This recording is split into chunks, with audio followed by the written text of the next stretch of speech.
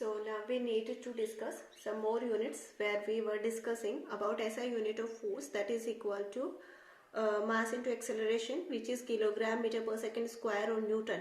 So now we will define 1 Newton. From this definition, if you are saying that the unit of force is Newton, if you are saying that the unit of this, that means kilogram meter per second will be equal to mass into acceleration. If you want this 1, then you will need this mass as 1, that is 1 kilogram. Similarly, this also you will need 1 acceleration, that is 1 meter per second square. So ultimately 1 into 1 will be equal to 1, and that gives us the definition of 1 Newton. That means you can say that 1 Newton is the amount of force for acts on a body of 1 kilogram for an acceleration. If you want to write down here, you can write down mass, for an acceleration of 1 meter per second square. That means 1 Newton is the amount of force which acts on a body of 1 kilogram mass, since we are talking about SI unit. So 1 kilogram mass which can produce an acceleration of 1 meter per second square. Similarly, if we will discuss about the Cgs units, as I said, that you can say here the Cgs unit will be, for mass it will be gram, for acceleration it will be centimeter per second square, which is known as dyne. So now we will define 1 dyne, and 1 dyne is equal to, again, if you want this force as 1 Newton, then this mass must be 1, but it must be this time F is equal to ma. If you want this force as 1 dyne, then your mass must be 1 and your acceleration must be 1. For mass, since we are talking about Cgs, so we will say gram. For acceleration, since we are talking about Cgs, so we will say centimeter per second square. Now 1 into 1 will be 1. Therefore 1 dyne is the amount of force which can be produced by 1 gram of mass, in 1 gram of mass, which can produce an acceleration of 1 centimeter per second square. This is your acceleration. So this we have already learnt in previous classes, how we will make the definition of our units.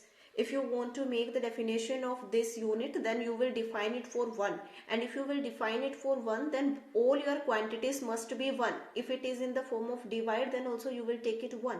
So here we can say 1 Newton is the amount of force which 1 kilogram force exerted on 1 kilogram force, which can produce an acceleration of 1 meter per second square. Similarly, for Cgs unit, 1 dyne is the amount of force which, when acts on 1 gram of mass, which can produce an acceleration of 1 centimeter per second square. Okay, now we will need a relation between Cgs and SI system. That is, we want relation between Newton and dyne, since we know that 1 Newton is equal to 1 kilogram into 1 meter per second square. Now if you want to convert this kilogram into Cgs, then you have to convert it into gram, and you know that 1 kilogram is equal to 1000 gram, or you can say 10 raised to power 3 gram.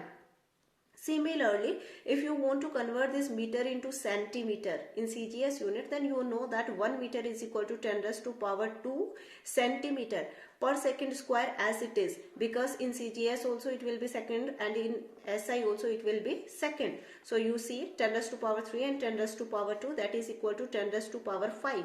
Gram into centimeter per second square. Gram into centimeter per second square is equal to dyne, so you can say it is equal to dyne. So you can say that 1 Newton is equal to 10 raised to power 5 dyne. This is very important relation which we have to remember. Relation between SI unit of force and Cgs unit of force, 1 Newton is always equal to 10 raised to power 5 dyne. Now, since we have already discussed the statement of Newton's law, but one more thing here we have to take care is, we have two conditions for Newton's law to be valid, or you can say for validity of Newton's law, under the conditions under which the Newton's law is applicable. So for that, Actually, we said that F is equal to del mv upon del t or t. There we considered mass as constant, and then we said that change will take place only in the velocity. So here we have considered mass as constant. But here, when the particle is a very small particle and if it is moving with a very high speed, that is more than 10 raised to power 6 meter per second, then mass also becomes variable. That means in that condition mass doesn't remain constant until it is moving with a velocity of 10 raised to power 6. Greater than 10 raised to power 6, the mass becomes variable. Up to 10 raised to power 6, you can consider that the mass is constant, or you can say as soon as we approach the velocity of light, that is 3 into 10 raised to power 8 meter per second, the mass is considered later to be variable. You cannot consider it as constant. But no problem, under this condition also this statement that F is equal to del mv upon del t will be true, because in that condition the change in mass will also take place and change in velocity will also take place, and later it will be A again, so it will be del ma. That means this condition is true everywhere in all the conditions, whether the particle is moving with a velocity of this 10 raised to power 6 less than this or greater than this, whatever the condition, it is true in all the conditions. But this condition is true. To make it true or make it valid, we have to consider that the particle or the body is moving with a low velocity as compared to the speed of the light.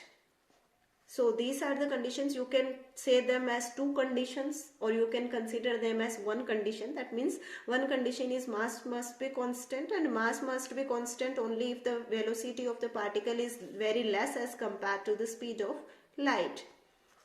Next thing is, we can also derive Newton's first law from Newton's second law, because we know that F is equal to ma. If we will consider in first law, we said that in absence of any external force, that means the force is zero. There is no force present on the body or no force acting on the body. So in that condition, if F is equal to 0, then your acceleration will also be 0. That means if this is 0, then your product of mass and acceleration must be equal to 0. But you know that mass cannot be 0. This we have already discussed. If a body is there, if a particle or microparticle, whatever it is there, but mass cannot be 0. So mass is not 0. That means you will say that acceleration is 0. Because acceleration can be 0 and m into 0 will be equal to 0. And if acceleration is 0, acceleration is equal to 0, that means change in velocity will be 0. And if change in velocity will be 0, that means velocity is constant.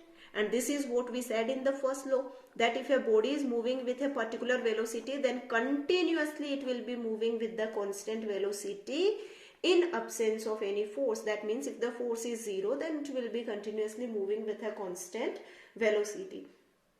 That means we can derive Newton's first law from Newton's second law. It comes like this.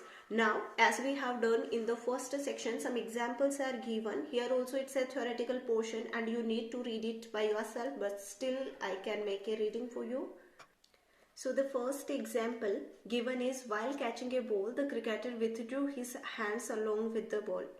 Okay, so the simple explanation is, we know that F is equal to del P upon del T is equal to ma. That means the time taken or time interval for any particular activity is inversely proportional to force. So if the cricketer will withdraw his hands, that means if he has to catch the ball here, but he has withdrawn his hands, now he will catch the ball here. So if the ball was coming from here, it was having some velocity, and it is a ball, so obviously it will have mass also. That means this ball was having some momentum when it was coming. Okay, and you have to apply an opposite momentum which must be equal to this one. So when both the momentums will be equal and opposite to each other, the final momentum will become 0 and the velocity of the ball will become 0 and it will remain in the hands of the cricketer. So instead of this point, if he catches the ball at this point, this is the extra time which he has got. He has increased the time period, which will decrease the amount of force applied by the ball. If you will catch the ball and if you will apply a force on the ball in opposite direction, then the ball will also apply force on your hands because it is having some momentum. Okay, so that applied force will decrease if you can increase the time interval. So just to increase the time interval, the cricketer has withdrew his hands. Second one is athlete often lands on sand after taking a high jump. That is because if he will jump directly on the ground was at rest, he was in the motion, so instantly his legs will come to the rest. When he will apply a force on the ground will also apply a force on him. So that means there is a possibility of getting hurt. But if he will land on the sand, then he can slide for some distance and he will not come directly in contact with the ground. So that means this athlete will take some time to come to rest. That means again he wants to increase the time period or time interval so that he can decrease the force applied by the ground. The third example is when glass vessels fall on a hard floor, they break, but they do not break when they fall on a carpet or sand.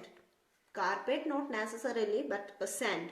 That means because same concept, when the plates will fall down or cups will fall down on the ground or a hard floor, they will directly come in contact with the ground and they have to come to rest instantly. When they will fall on the ground, they will apply a force because they were having a momentum. Ground will also apply a force. In that condition, they can break down. As soon as, that means a large amount of force will be applied on the plates. Whereas if we can increase the time duration, that means if directly the plates will not come in contact with the ground, but there is some carpet or a thick cloth or sand, then the reaction force of this ground will not be as much high. That means they will take some time to come to rest and that will decrease again the amount of force applied on them. So again the amount of force will be less and there is only a chance, it's not necessary, they can break or they cannot break. So these are some examples of Newton's second law. Rest of the things we will see next class. Thank you.